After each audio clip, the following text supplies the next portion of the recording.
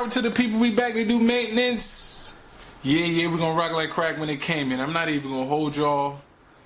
This year has been a struggle regarding films, honestly. I think I have 11, my top 11 movies. I have 10 in the honorable mention. My top 11 movies for the year 2020. It's been a rough one, man. Last year was so dope. 2019, 2020 was it was a drag, man. Honestly, it was a drag. So I compiled a list of 10, if I'm not mistaken, 10, and one honorable mention.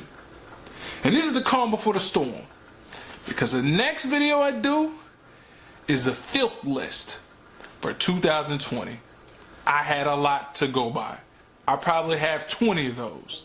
But today we're going to talk about the 20 best, I said 20, man. 2020 10 films that I like the most this year.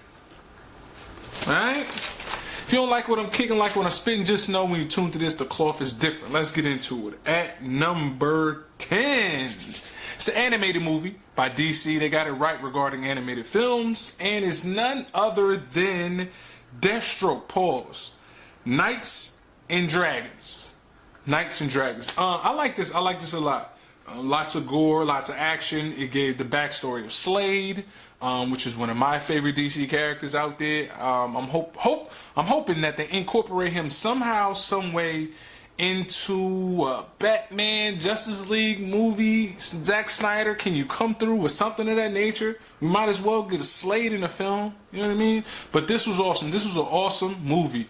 A very mature movie, by the way. If you got kids, you know what I mean, monitor this. I suggest maybe mature adults, honestly, because it's a very gory film. Very gory. Lots of violence. I think I reviewed it earlier in the year. And it did. It made my list. You know what I'm saying? I like the movie so much that I even did this. You know what I mean? I did this. It's just like, you know, I draw. So not only do I do reviews, I draw as well. Check out my artwork, man. Check out my artwork on my Instagram page, by the way. _ Sebastian West. Shameless plug. Who else gonna do it but me? At number 9, I have. Oh, by the way, did I give?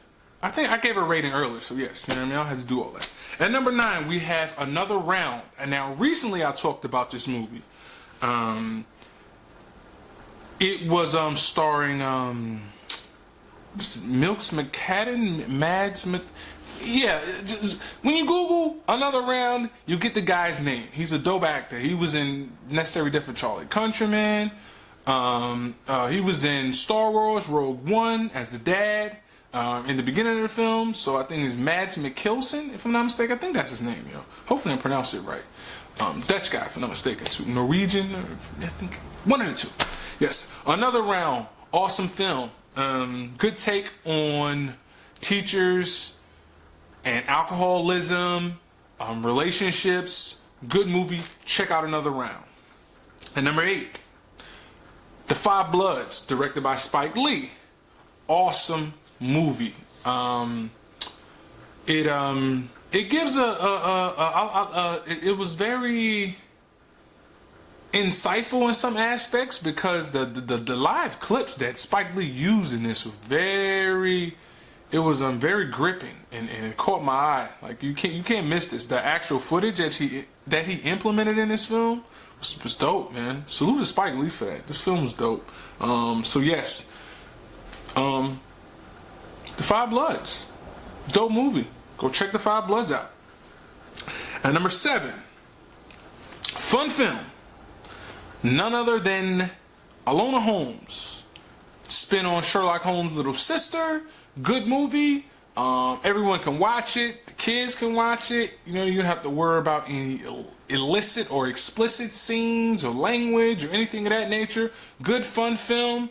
I think they're in the talks of making a sequel. I don't know about that. I suggest just leave it alone. That actress is getting a lot of buzz, by the way. The star of Alone at Home, she's getting a lot of buzz. So yes, check out Alone at Home. It comes in at number 7. Number 6, Escape from Pretoria.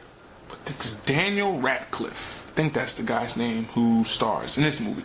He killed this movie, by the way. He killed this movie. Good actor. I think he had another movie, which it came out in 2019. I thought it came out in 2020. I was going to include it. It's titled Come to Daddy, Pause.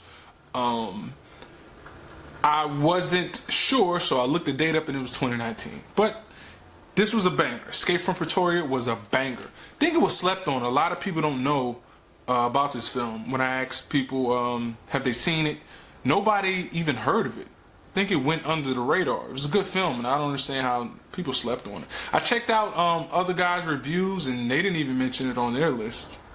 Shockingly, because I thoroughly enjoyed the film. It's good acting by Daniel Radcliffe, too. Number 5, The Hunt. It was a dark comedy, fun film, from the door, action-packed, mature audience only, lots of gore. I have a skewed sense of humor, so I like films like this, where it's not too cheesy, but if it's cheesy, it's in this manner. Like, it's dark, comical cheesy, so to speak. And a lot of people I thought that was going to live in this movie did, so which I appreciated. A lot of times in movies, everybody lives, or you can kind of pick out who's going to make it. Oh, the fight scene between this actress and the star, Hilary Swank at the end, was pretty dope. Salute to them. So number 5, The Hunt. Number 4, Chris Hemsworth with Extraction. Action movie. I love the way this movie was shot. The cinematography was amazing, by the way. It was amazing. I appreciate that moreover.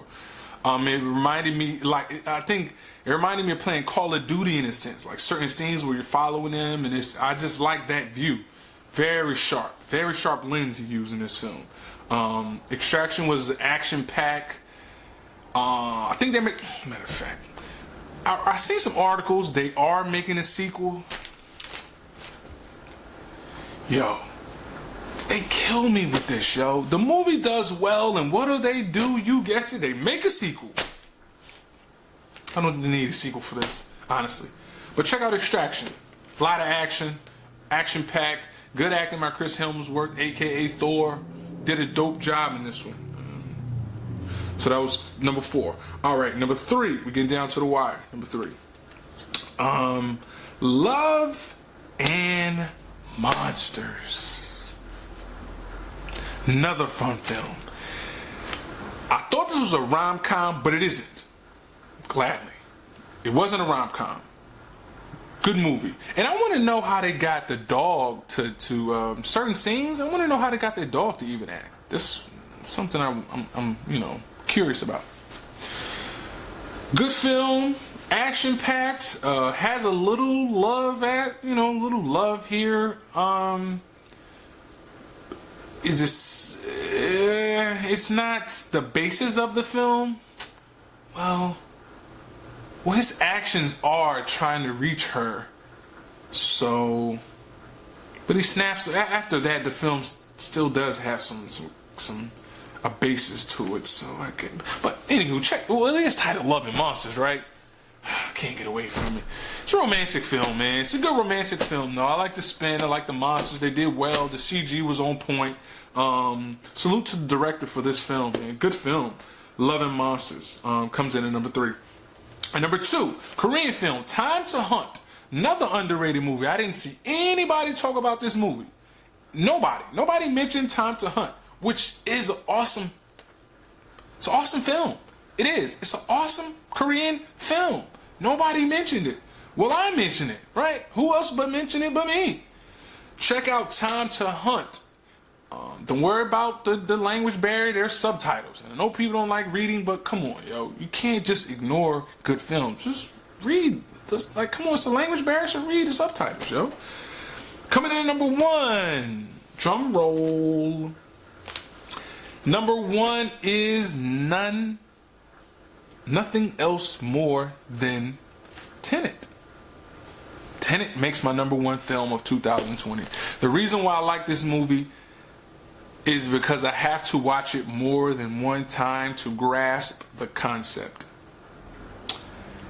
I went to the movie theater and watched this movie. Out of all of these, I think I went to the movie theater just to see Tenet.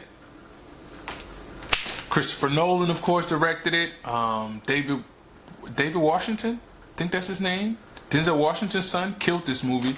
I'm hoping they keep casting him in films like this, because he's a great actor. He is. He has a nice start. I think he's picking his roles wisely. You know, looking at the script. I hope he don't get involved in the filth films. Stay away from them. Get your body work on point. Stay with films like this. And Christopher Nolan, nice writing, nice directing. He killed this movie.